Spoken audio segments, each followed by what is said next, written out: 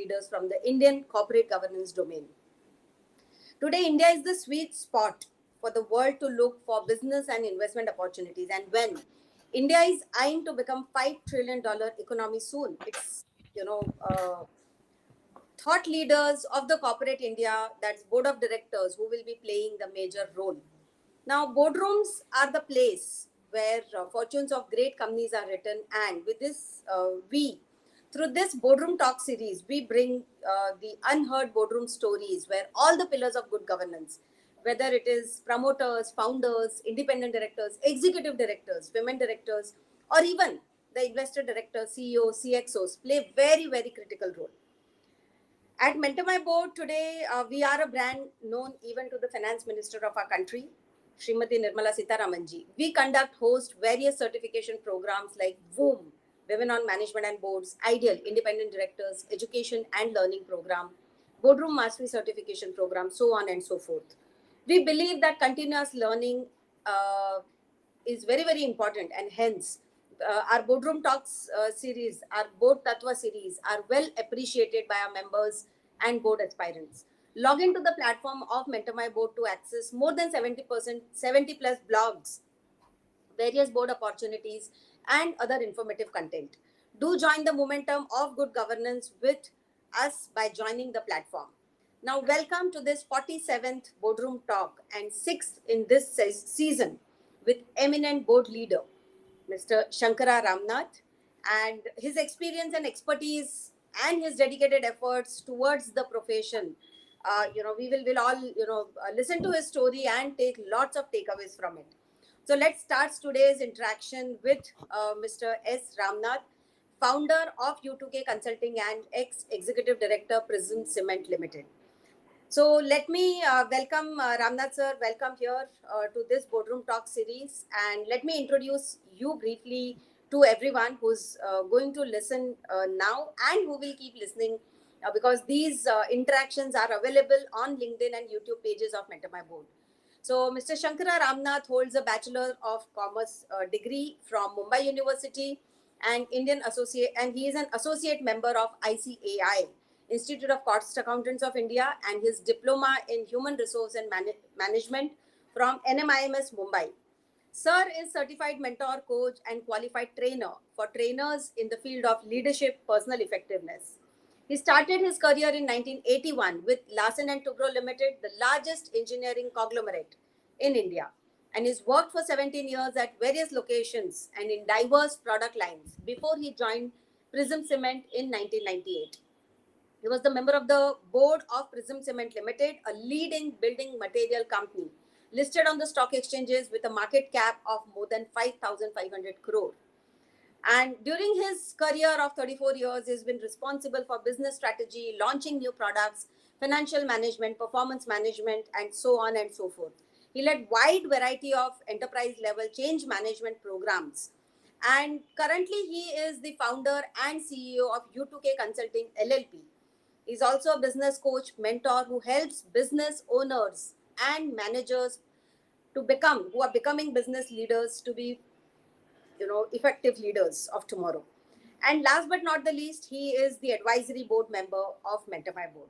So welcome Ramnath sir to this interactive board talk series, and it would be really, really, interesting to know your journey. Welcome, sir.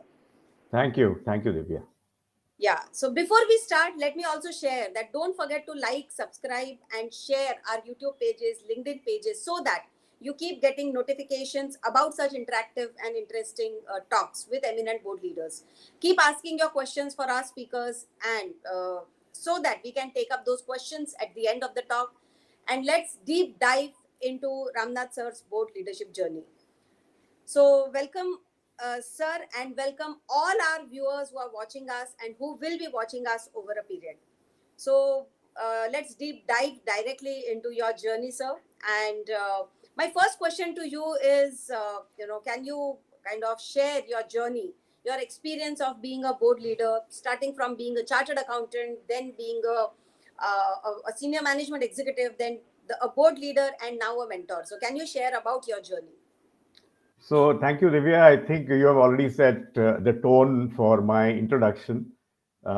And of course, it has been a long journey, so I'll try and encapsulate it as short as possible. So let me start with my professional journey. I completed my CA and cost accounting in the year 1980-81 after my graduation. And I had three choices. One is to start my own practice, or second, to join my family business, or third, to take an offer from Larsen and Toubro. So I chose L&T and joined in the audit department at the factory in Powai. The audit experience was unique. It developed my skills to look for any outliers, anything which was out of the normal, good and bad practices, and more importantly, for me, it was a very humbling experience because we were a bunch of about 6 chartered accountants freshly recruited as a group, and I quickly realized that we had only theoretical knowledge, absolutely no practical knowledge, and I learned most of my accounting actually on the job from people who were not professionally qualified. So my first immediate superior was, you won't believe it, he was an inter arts uh, passed out, and he had tremendous project experience. And he was my first mentor. And then, of course, I had a lot of mentors as we went by.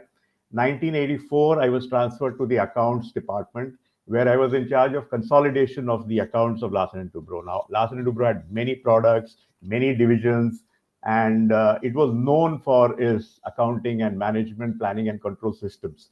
So, which included, a concept called transfer pricing. So, everything within L&T had a cost.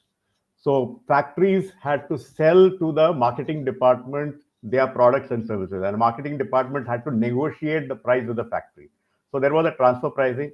Service departments had a cost, and if the corporate office gave money to a particular business segment, they were charged interest for it. There was a notional rent, so everything was costed.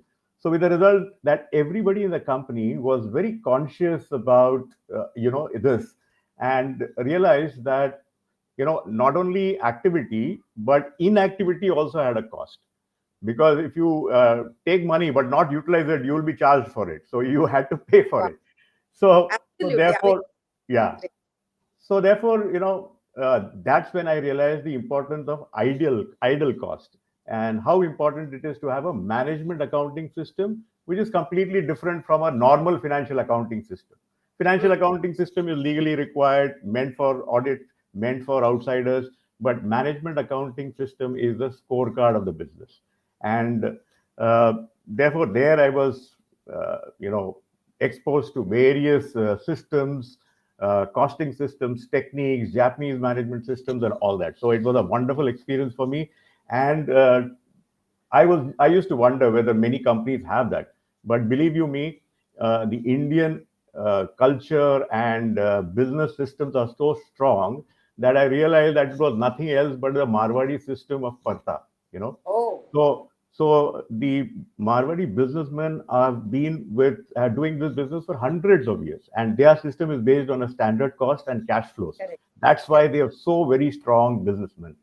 Otherwise, most of these are, gone from here, repackaged and brought back to India. So coming Absolutely. back to coming back to my story, the corporate office was in L&T House. I was sitting in Powai, and once I went into the accounts and consolidation, that's when I started going to L&T House. The corporate office directors used to sit on the first floor, and it was a restricted entry. So it took me 5 years to get into that first floor unrestricted, right? Oh, And even at that time, I was not part of the boardroom, but I used to go inside the boardroom to take care of all the paperwork.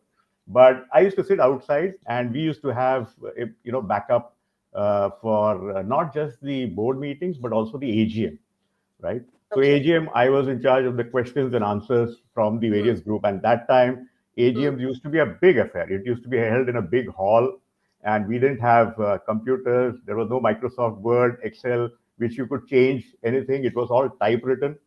mm. Totals used to be taken on a machine called Comptometer, and then you had to actually go to the printer's place to proofread every line, Oh, every figure which is written there, to ensure that there are no goof ups. correct. So that was one very good exercise, and today it sounds ancient, and Yeah, maybe absolutely. I mean, we've come a really a long way from all those days. exactly. Absolutely. So So, that's also a board transformation.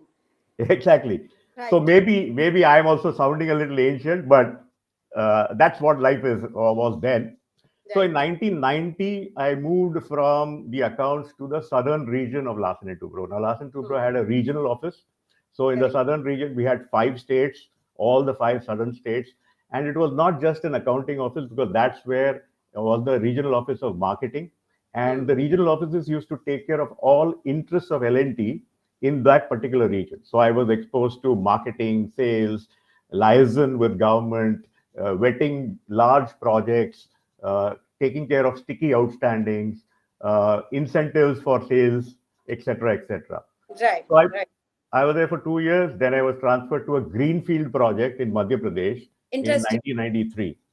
So that was, Greenfield project at that time. Oh, yeah. we've And been that was talking of actually, greenfield. yeah, Hmm. that was actually my turning point because Wow. there was nothing there. I was the only so-called commercial guy there. They were all technocrats. The plant was 60 kilometers away from the nearest town, so we had to travel 60 kilometers to make a phone call. But over a period of time, we built the entire township, we built the entire schools, temple, village, interactions, and that's where I started learning about governance. I started Right. learning about village improvements, ESG that we talk about. So Absolutely. all those concepts I learned there. Plus, I was exposed to all the commercial functions. So Hmm. sales, marketing, logistics, IR, so many other things. Right. 1998, I was transferred back to Mumbai. But in L&T, they said, okay, you have now gone everywhere. Now you go to back to your core function of finance and accounts, Hmm. which I didn't want. So I said, I had got the, sort of chaska of the looking at the entire business, and I didn't want to be looking at only finance and accounts. So I moved to Prism Cement in 1998, started my journey with systems and audit and all those sort of things, apart from, of course, the CFO. But there, the icing on the cake was that they saw something in me and then said, can you look after HR? So Hmm. that's where I got people management and people, Wow. direct involvement with people in terms of starting the HR department, compensation and benefits management, Hmm. recruitment, and so many other things. So that was interesting. And as I said, in 2006, when I was in prison, I got my DIN number, right? Oh, that's interesting. And that's when I actually became a director in one of the subsidiary companies, and then of course moved on to the board, and then subsequent to that I retired in 2015. Was with Prism Cement for some more time as advisor, then was a nominee director, and today of course uh, I'm here. I work with startups, SMEs, contributing to their growth.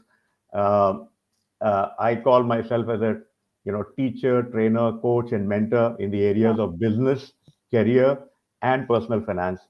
And in the process, we talk about mentoring, but I get a lot of reverse mentoring. So that's Wow. what keep my adrenaline going. And now, of course, I'm the advisory board. I also help my family business. I've got my own company, so I've gone through the length and breadth of not Absolutely. only the career Correct. from the lowest rung into the board, but across geographical territories, across organizations, employment, startups, family managed business, nominee directorship. So I've gone there. So I Super. think, I think wonderful journey, sir. Thank you so much for taking us through, such an illustrate journey what you had. And in fact, we are one of the beneficiaries of your, immense guidance, your experience, what you have gained over the so many years. Now, no, but before especially, before before we go to the next, I just want to say that yes, enough of this own trumpet blowing for some time, but the major learnings came from all the mistakes that I've made. Okay, right, so there right, have been goof ups. Some of them have been blunders. Some of them have been because reasons of beyond my control. But correct. major mistake that I've made is because I did not have a proper process and system, right? And I think that's what is the most important thing. And being a mentor, I think my mistakes and my, the the improvements that I could have done, they are the learnings for me to share. Wow. Because, if I've already gone into a pothole, I can at least, know that there is a pothole and then guide the Absolutely. people. Absolutely. Yeah. So basically, two takeaways from my journey. The first one is that I realized that I have to constantly upgrade myself and Right. create a personal brand for myself. And second, most important thing is you need to have systems, processes, structure for not only for your business but also for your personal, uh, time management and all those sort of things. So Absolutely. As Dhoni says, Mm, that everybody has to know to bat ball and field, mm, but and in the game, when you are in the game, it's the mm, processes which take care of. There are so many things which are beyond your control. And as Marshall Goldsmith also says that, mm. what got you here is Yeah. not going to get you there, right? So Absolutely. so that's what it is. That's the sum and substance of my story. Absolutely. I think very, very important point what you mentioned about systems and process. And I think that's the only, kind of a differentiator what I see between the big corporates and the startups and the SMEs and MSMEs. Very well said, sir. So, uh, and again, the companies, I mean, when you talk really of the Indian ecosystem, family business, they themselves are very strong. We have such a, good heritage of even business in India, and just it's just that we need to unearth those basic learnings from our seniors, and that's where I think the mentoring comes, very, very plays very, very important role. Now, when you spoke about that, how you moved to your governance journey, and again, very illustrate kind of profile which you shared from being a finance person, being a audit person, to being a HR person, and then coming over all, as a director. So, in this, how have you seen the evolution of governance, especially the corporate governance in the corporate world over 3 decades? What has been your learning on that? So there is so much of news about governance, right? Yeah, And most of the news we hear is all about bad governance during the entire period, right, right throughout. correct. There are scams, there are mismanagements, there are ESG violations. Now you have the valuation scams which are going on, right? Yeah. But there are so many good governance and best governed boards. And I feel that we need to study them, we need to do research on them, and get the best practices from these boards to implement in our business. So we need to bring governance as an agenda in the boardroom. That has to be discussed. So how do you do that? Governance is actually two parts. One is a cultural aspect, right? So we need to build in the culture of good governance, and through demonstration, through stories, to practices, etc. And second is it's also a systems issue, you know. And since I have been a systems guy, most of the thing I very strongly believe that you must have systems and processes in place for controls, uh, you know, and therefore governance has to be seen at two levels. One is at the cultural level, and second at the systems level. I Hmm. think we have to bring governance into the boardroom as an agenda. Very, very well said, sir. And especially, when we really talk of the culture, I think what even I was, recently looking at the case study of Byju's, and what really came out was there was a toxic culture. So I'm not really sure how it worked, what happened, but then I think culture really, really plays very, very important role. And I've seen, I mean, such big institutions, whether you call L&T, whether you call, Wipro for that matter, they have a very strong culture which kind of starts from the top, and that's where the role of the boards become very, very important. Now, this takes me to the next question, that with your immense experience of being on boards, what has been your thoughts on the capability building, or how, what are the skill sets what the boards or the directors should come to the boards with? So, and how do we kind of work on capacity building, capability building? So, what are your thoughts on that, sir? Well, you raise a very important point. Ultimately, it's all about competencies, right? So, competencies is used in different words. You have skills, you have knowledge, experience. So, competency is a very, very broad term. And, in my consulting, we have a process which is called as ADD, which is assess, design, and deliver. So basically, when you talk about competencies, we have to start from the top at the board level as to what are the competencies which the board must have in order to run their own business uh, well. So every company is different, every business is different. So therefore, the board must know what are the competencies they need to have. Once Right. having done that, do an assessment of their existing skill sets and then find out what's the gap, Right. and then you design uh, practices, systems, etc., to take care of those gaps, and then you deliver. So, add is assess, then you design the solution, and then you deliver the solution. So, Wow. you need to have these conscious effort to knowing what are the competencies which are required, and more importantly, I think you have to avoid certain pitfalls, and that pitfalls at the board level happens everywhere, and you would have also experienced that. We have rubber stamp boards, we have people of the same caliber or same functional expertise in the board. We don't have diversity. So we don't have diversity of functions, we don't have diversity of gender, we don't have diversity of geographical locations, for example, in quite a few Right. companies. Like even if you take large companies today, when we talk about gender diversity, hardly there are one or two people in the boardroom, right? Right. And that's the reason why I must commend you and the team at Mentor My Board, because you are concentrating on women representation of the board. You've got a separate, boom as a package to train women directors. And in my own small way, whenever I take up any consulting or mentorship assignment in any company, I always ensure that there are women on the board, because Ab- otherwise we have two extreme views, and we need that balancing view to be taken, and that's one of the actually cornerstones of good governance as well. Right. Absolutely well said, sir. Absolutely. And thank you so much for highlighting this point. And basically, I have seen, I mean, definitely we have been working on bringing more women in leadership, bringing more women in the boardrooms. And again, when you said diversity is not only about gender, it's also about the geography, it's also about the functionalities.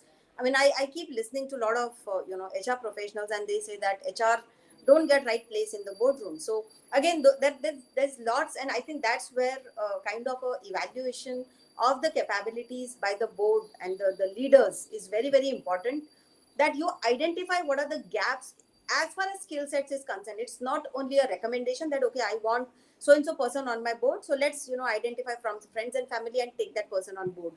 But the skill based kind of induction in the boards is very, very important. Very well said, sir. So now, again, continuing with this kind of discussion, what are the gaps you see in the minds of startups and MSME founders who are struggling for growth, and what will be that one differentiator? Again, systems and processes definitely is very, very important. But what is that you feel is a missing factor, because you've seen the large corporates like L&T, Prism, so on and so forth, but you also have been mentoring to the smaller businesses, startups. So there are certain gaps. So what do you think are those gaps? So I think we must realize that the startups and the startup entrepreneurs, especially, are taking a lot of risk. When you start a business, you are all alone, and you are the peon right up to the managing director, right? You are all in all. Hmm. So one of the things which happens is that it's always difficult for the entrepreneurs to sort of let go many things, right? One is because there are no people. So every company also has got a life cycle, right? So Hmm. in the first stage, you have to survive. So there you look at certain metrics. Then you look at safety. Then you look at, we talk about the Maslow's theory, right? The Hmm. same thing applies to business as well. So first you take care of your safety, your survival, then your safety. Then you talk about engagement or relationships, employee engagement, customer relationship manager, vendor relationship. Then you start looking at esteem, like we want to be the best in the industry, setting benchmarks, right? Then comes self Right. actualization. That's where ESG and all those things come. So there is a journey, but while Maslow said that it is hierarchical, it goes step by step, but in actual practice, everything has to be done together. Absolutely. You have to look at survival. You have to look at self actualization or ESG at the top. So that's one challenge which most of the people face, and that's where again individual competencies come into the picture. Come into picture. So, Correct. so for the board member or for any leader for that matter, Hmm. there are skills which are required, right? So competencies which are required. So broadly, there are three groups you can say. One is the knowledge and experience, which is the pure how to do a particular job. So there you How? have industry knowledge, you have business acumen, you have best practices. The second is the soft skill. So soft skill again at three levels. One is at the macro level, at the group level, you have certain skills which are required, interpersonal skill, one-on-one interpersonal skills which are required, and personal skills which are required. Correct. And the third and the most important thing is the mindset skills which are required. Hmm. There you have a whole lot of things. So we need the startup and the promoters need to know these skills, and they need to move along with the company. They also have to grow. The True. focus changes. Right now when you start up, you are in touch with the customers, you are in touch with the employees. After Correct. some time, when you have a manager, then some of the things you let go, but you still need to have a grip on the company and the operations. So Correct. like that, they also need to improve. Right.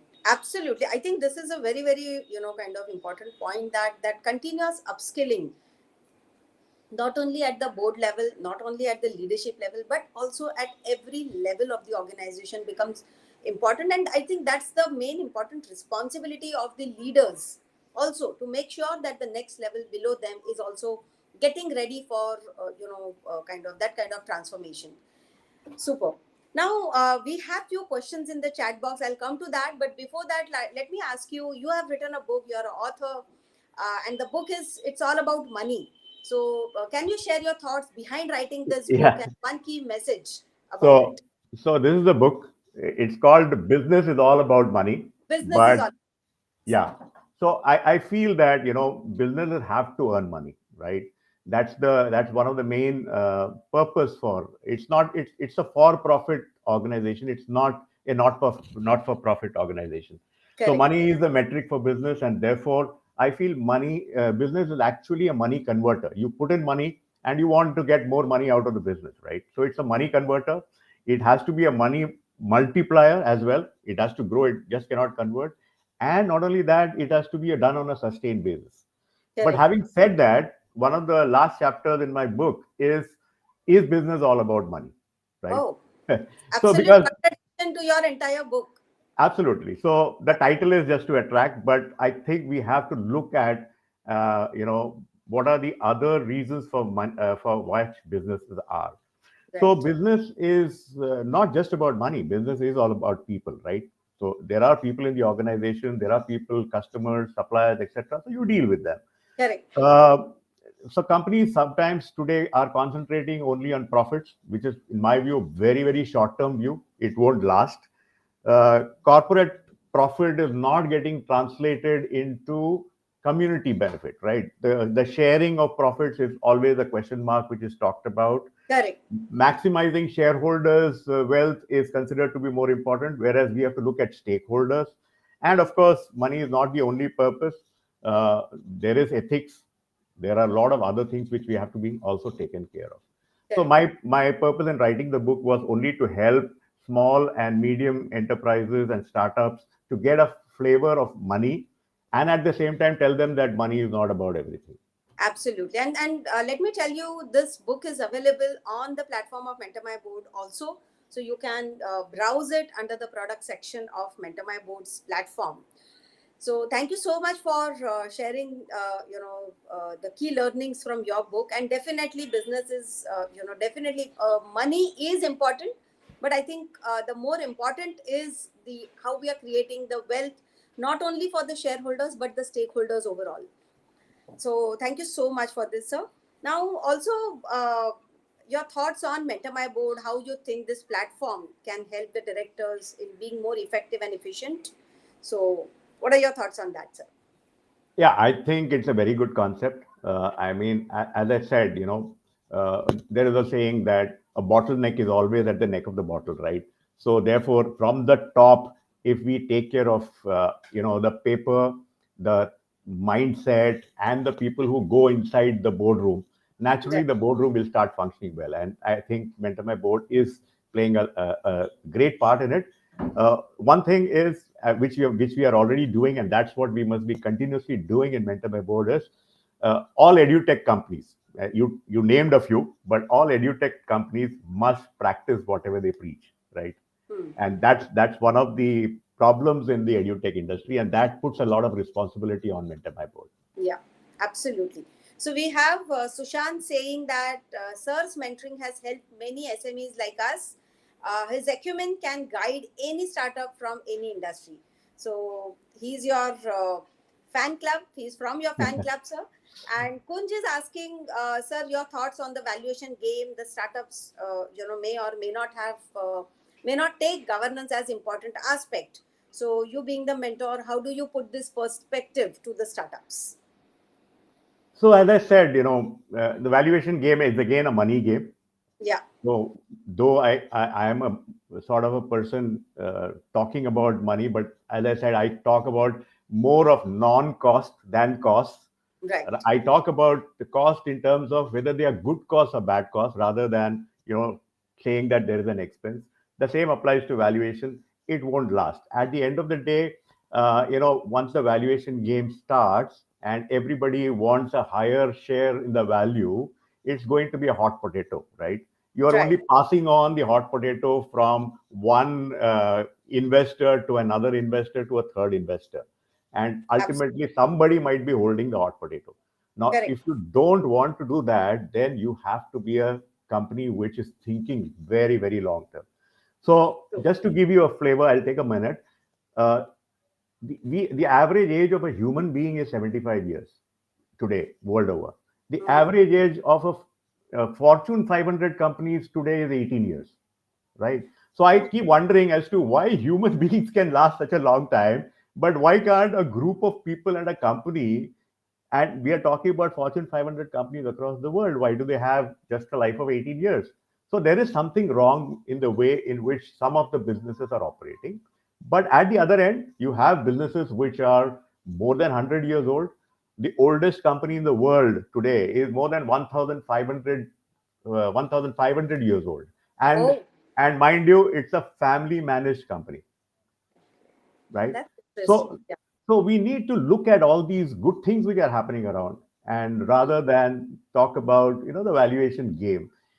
Yeah, True. business is a game, but we have to play it squarely. We have to play it fairly, and that's the reason why governance is so very important, right? Absolutely. And we Absolutely. talk about governance in terms of environment, social governance. So all these things are put together.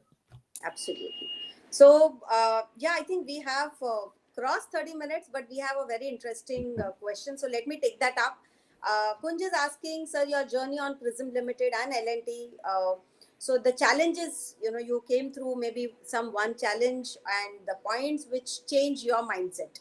So, if you have something to share on that. Oh, there are plenty of things which I can share, and that's why I said my stint in the Greenfield project was actually a game changer for me. It Right. changed the entire way in which I think, because once you go into the interior, you realize what the problems are. Hmm. The village where we put up the plant Hmm. was 60 kilometers away from the nearest town. It was basically an agricultural place, and you won't believe, Divya, it was a very prosperous village, Mm-hmm. and everybody was very wealthy. They had a lot of cattle, and because they were so very far away from the town, there was so much of milk which was available in the village that they could not sell and they could not consume because the village was small, and they used to almost sort of waste it, right? So one of the first Mm-hmm. things that we did was to help them market the milk. So we started purchasing the milk, and then we started marketing them. So we had an entire program for called Vikas, which is village improvement and knowledge, based skills, knowledge acquisition skills, etc. Mm. So, uh, of course, uh, there can be many such stories. So we'll save it for some other day. But Absolutely. but Absolutely. but I think that one must work across, geographical territories also to get a feel of what the problems are. Correct. Today, you need, today it's not just interiors that we have to look at. Today we have to also look at global, because Correct. all the companies are all global, right? So we Correct. have to, also, one of the main things is how to distribute the wealth. So I Hmm. keep saying a business has to earn money, right? That's one of the main things. That's But why a it exists. business, it exists. But having said that, the business must also know how to use the money, Use the right? money. Correct. So use the money to make wealth equitably Hmm. distributed amongst all the stakeholders. So Correct. that's very, very important. So they Correct. should take care not only of the wealth but also of the health, right? Today Health. we are talking about so many, ESG is all about health of the stakeholders as well, right? Stakeholders. Correct. So at the end of the day, a business has to be a good corporate citizen. Wow. You actually summed up in two words. A business should be a good corporate citizen. Thank you so much for that. And I think we come with, to the end of this boardroom, very, very interesting board talk series with Ramnath sir. Ramnath sir, there are a few questions in the chat box. Again, you can go and, comment on that and reply to them, on the social media later on. But thank you so much for such wonderful interactions and insights from your journey and immense learnings. And I again repeat, we are one of the beneficiaries of your immense learnings coming to us. So thank you so much for being there with us. Now let me also share with you all who all are viewing, watching this talk show and will be watching it.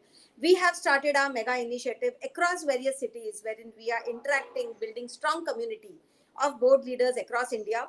And in this initiative, we are coming to various cities. Now we are coming to Pune on 11th of August, and do register to join us to get some of the immense learnings, interactions, and with deep insights on the board leadership from our eminent panelist, Mr. Sunil Deshmukh, who is the global chair elect for IMA, and Ms.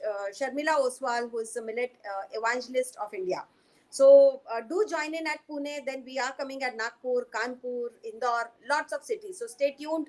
And not only that, stay tuned for the next week's boardroom talk with yet another personality from Indian boardrooms.